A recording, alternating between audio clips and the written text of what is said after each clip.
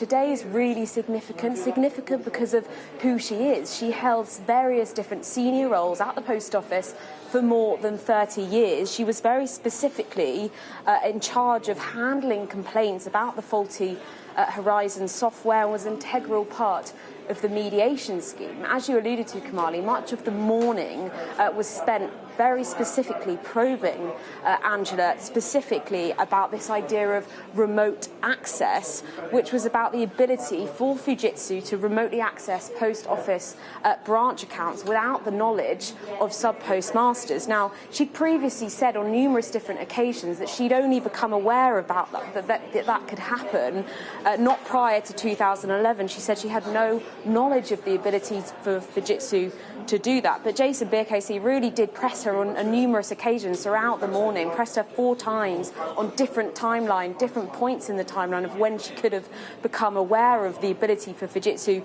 to do that.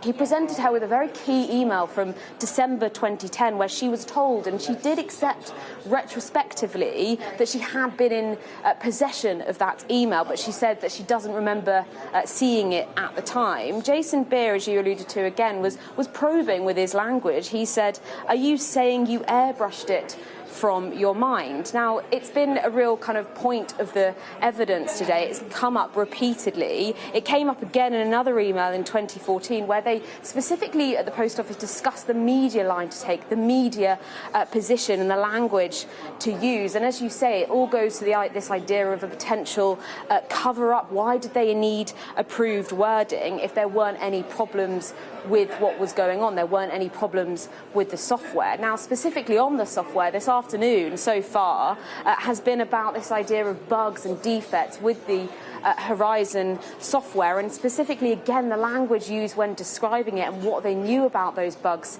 and defects. Angela was asked about the desire in the post office to use the word anomaly rather than using bug, glitch or defect.